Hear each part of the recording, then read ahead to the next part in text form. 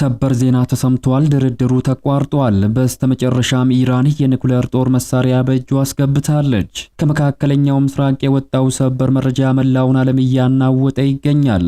Targeted Iran's nuclear facilities. And the way Trump described the strikes back then made it seem like another attack. ከ3 ወራት በላይ ዓለምን የህልውና ስጋት ውስጥ ጥሎ የከረመው የአሜሪካ የእስራኤልና የኢራን አስከፊ ጦርነት በስምምነት ሊቋጭ ከጫፍ ደርሷል እየተባለ ባለበት በዚህ ወቅት ምድርን ወደ ሶስተኛው የዓለም ጦርነት የሚገፋፋ እጅግ አስፈሪ ዜና ተሰምቷል።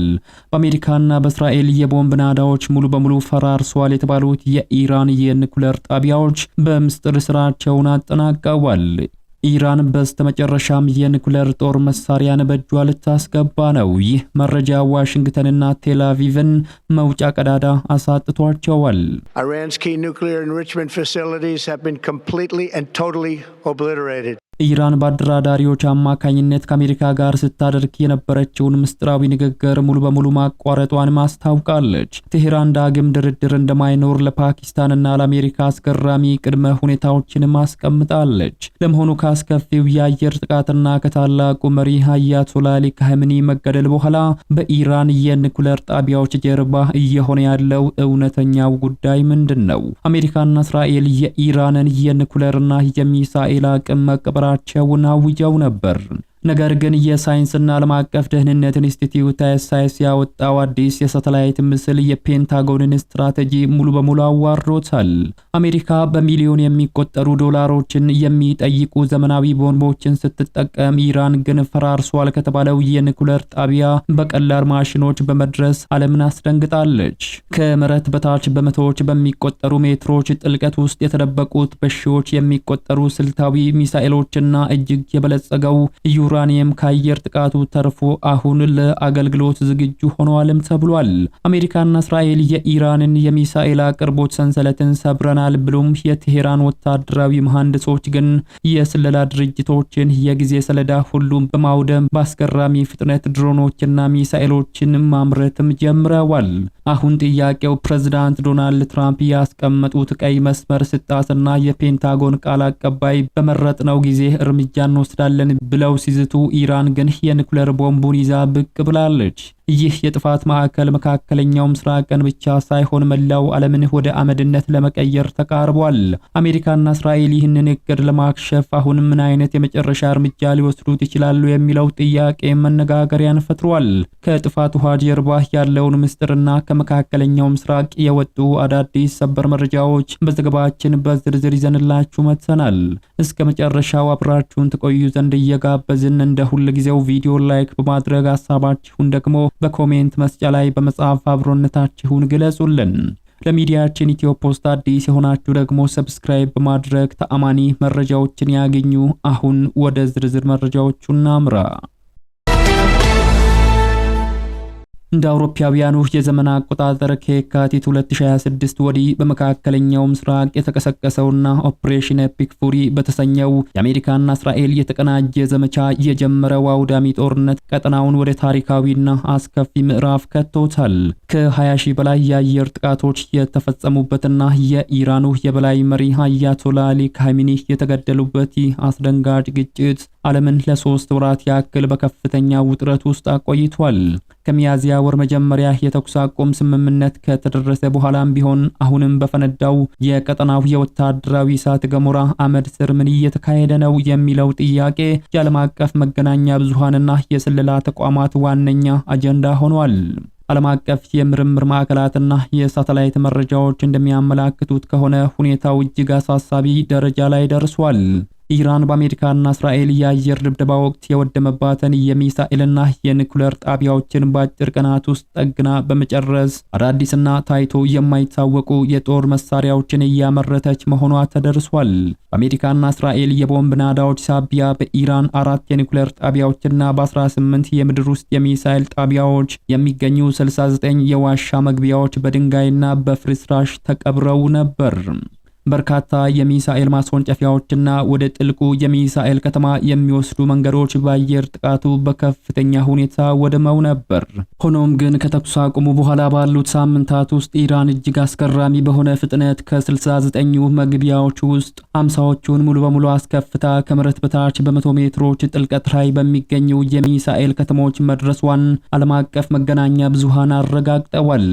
አሜሪካ በሚሊዮኖች የሚቆጠር ዶላር የሚጠይቁ ዘመናዊ ቦምቦችን ተጠቅማ የሚሳኤል ከተሞችን ለማውደም ብትሞክርም ኢራን ግን ቀላል የሆኑ እንደ ብሉዶዘር ገልባጭ መኪኖችና የኮንስትራክሽን ጫኞችን በመጠቀም ፍርስራሹን ጠራርጋ ወታደራዊ መንገዶችን መልሳ አስፋልት አልብሳለች። ኢራን ከመሬት በታች የተቀበሩትን የሚሳኤል ማከማቻዎቿን እጅግ አስገራሚ በሆነ ፍጥነት ቆፍራ በማውጣት ወደ እስራኤልና ወደ ቀሪው የመካከለኛው ምስራቅ አገራት በርካታ የረጅም ርቀት ሚሳኤሎችን ለመተኮስ ሙሉ ዝግጅቷን ማጠናቃለች። ይህ ክስተት የምዕራባውያንን የቦምብ ድብደባ ስትራቴጂ ፍጹም ውስንነትና ውድቀትን ያጋለጠም ሆኗል።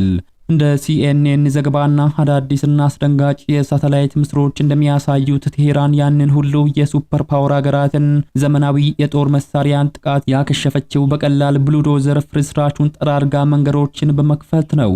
ይህ የሚያሳየው የቴሄራንን የሚሳኤል አቅም የዋሻ መግቢያዎችን ብቻ በመምታት ማውደም ፍጹም የማይቻል የሰማይን ያህል የራቀ ህልም መሆኑን አመላክቷል።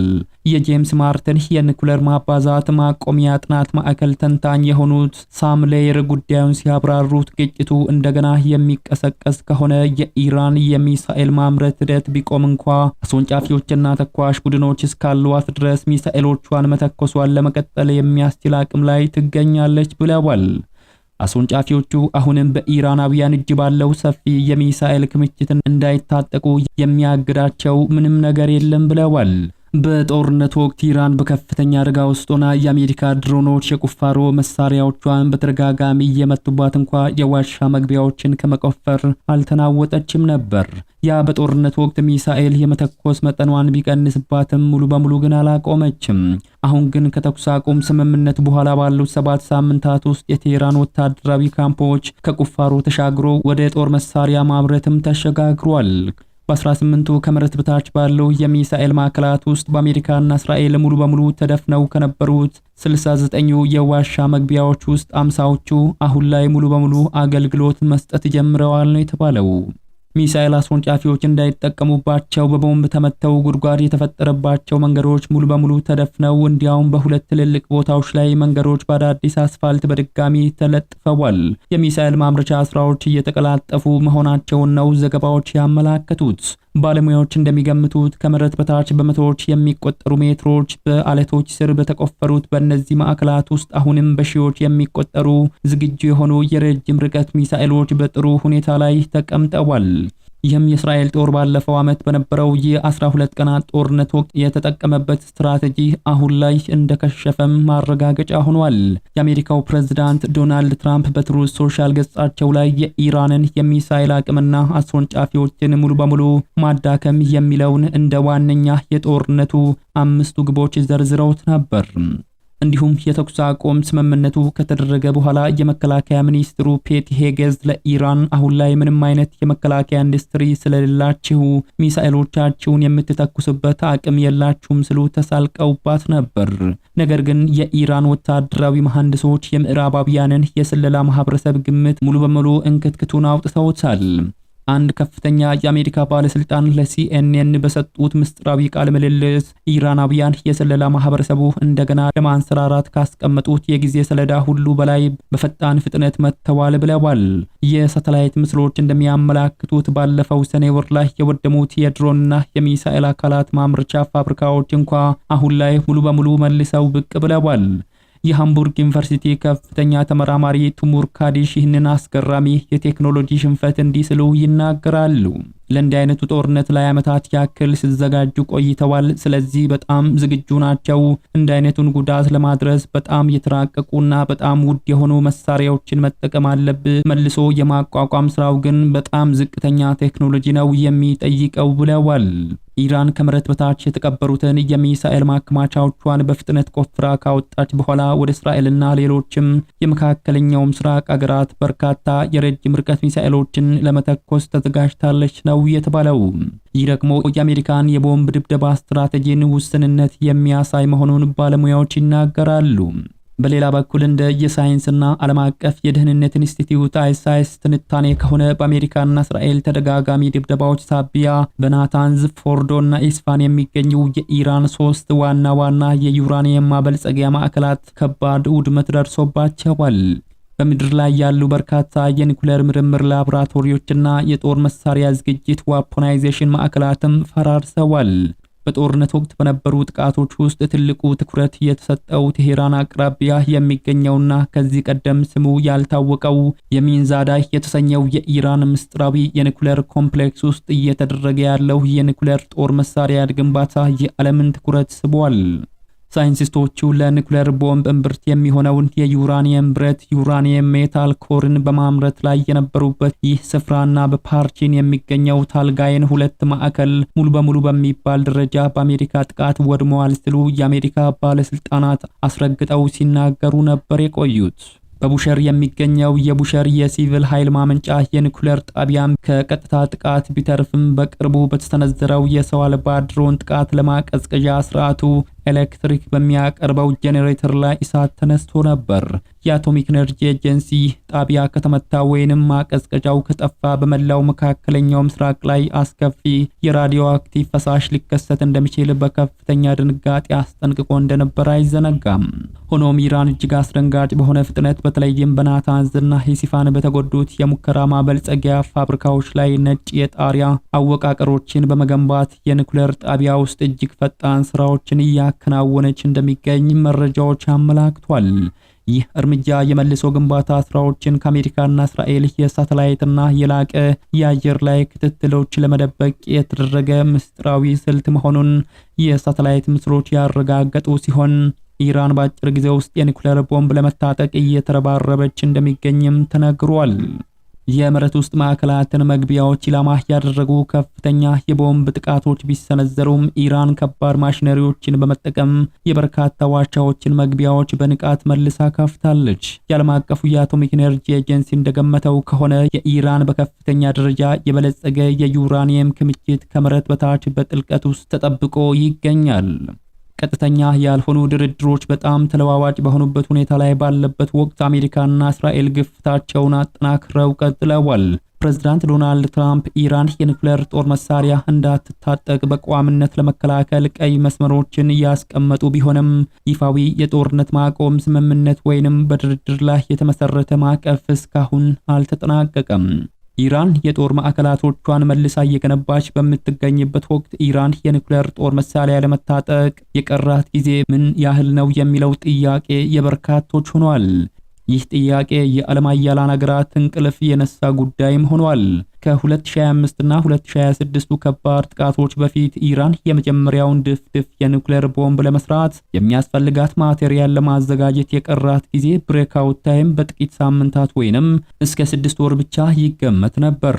እንደ አሜሪካ ስልታዊ ተንታኞች ለምሳሌ የኤፍዲዲ ሪፖርት ከሆነ በደረሰው ከፍተኛ ውድመት ሳቢያ የኢራን የቦምብ ባለቤት የመሆን ጊዜ ከ2 እስከ 2 ዓመት ተኩል እንዲራዘም ተደርጓል ቢባልም ኢራን አሜሪካን አዘናግታ ኒኩሌሩን ለመታጠቅ መቃረቧን መረጃዎች እያመላከቱ ነው።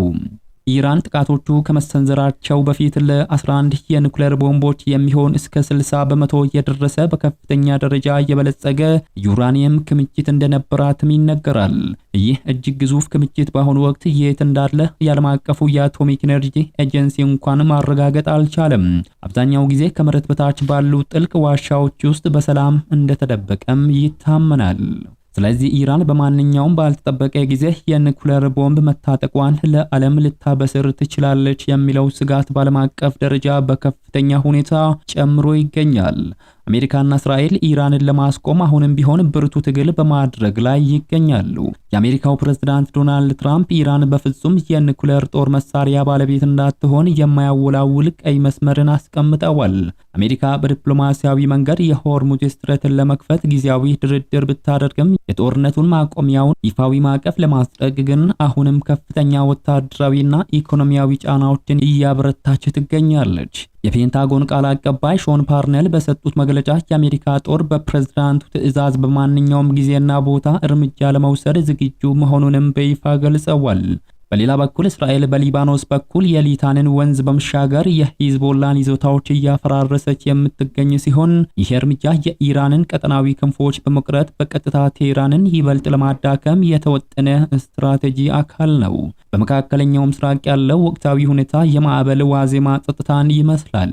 የኢራን የኒኩሌር መሰረተ ልማትና የሚሳኤል ማከማቻዎች ከመሬት በታች በመቶዎች በሚቆጠሩ ሜትሮች አለቶች ስር በመሆናቸው በአየር ድብደባ ብቻ ሙሉ በሙሉ ማጥፋት አለመቻሉ የአሜሪካን የታክቲክ የበላይነትን ጥያቄ ውስጥም ከቶታል። ኢራን በፍርስራሹ ውስጥ ሆና በከፍተኛ ፍጥነት የምታደርገው የወታደራዊ አቅም መልሶ ማቋቋም ስራና የምዕራባውያን የማስቆም ቁርጠኝነት ቀጠናውን በማንኛውም ቅጽበት ወደ ሌላ መጠነ ሰፊ ጦርነት ሊገፋፋ የሚችል እጅግ አስፈሪ አደጋን ደቅኗል። በአሁኑ ወቅት አሜሪካና ኢራን የሆርሙዝን ስትሬት ለመክፈት ጊዜያዊ ስምምነት ላይ ቢደርሱም የአሜሪካ የሚሳኤል መከላከያ ኢንተርሴፕተር አቅርቦት እየቀነሰ መምጣቱና የኢራን ሚሳኤሎች ደግሞ ወደ ሰማይ ማነጣጠራቸው ቀጠናውን በማንኛውም ቅጽበት ወደ ሌላ ጦርነት ሊከት ይችላል እያሉ ተንታኞች እየገለጹት ነው። እስራኤል በሊባኖስ ላይ የሰነዘረችውን ጥቃት ተከትሎ ኢራን ከአሜሪካ ጋር ስታደርግ የነበረችውን ንግግር ማቋረጧንም የሀገሪቱ የመንግስት መገናኛ ብዙሃንን ጠቅሶ CNN ኒውስ ዘግቧል። የኢራን ዜና አገልግሎት የሆነው ታሲኒም በበኩሉ እንደዘገበው ይህንን ንግግር መልሶ ለማስቀጠል ቅድመ ሁኔታዎችንም ኢራን አስቀምጣለች። እንደዘገባው ኢራን ይህንን እርምጃ ለመውሰድ ያስገድዳት ዋነኛው ነጥብ ከሊባኖስ ጋር የተያያዘ ጉዳይ ነው። የኢራን ባለስልጣናት ለዜና አውታሩ በሰጡት መግለጫ እስራኤል በአካባቢው እያደረገች ያለችውን ወታደራዊ ጥቃት በቀጠለችበት ወቅት ምንም አይነት ንግግር እንደማይኖር አስረግጠው ተናግረዋል። በመሆኑም በሊባኖስ ብቻ ሳይሆን በቀጠናው ውስጥ ያሉት ጥቃቶች ሙሉ በሙሉ መቆም እንዳለባቸው እንደ ቅድመ ሁኔታ አስቀምጠዋል። እናንተስ በዚህ ጉዳይ ላይ ምን ሐሳብ አላችሁ? ሐሳባችሁን በኮሜንት መስጫ ላይ በመጻፍ አብሮነታችሁን ግለጹልን። በሌላ መረጃ ዳግም እስከምንገናኝ በያላችሁበት መልካሙን ሁሉ ተመኘን።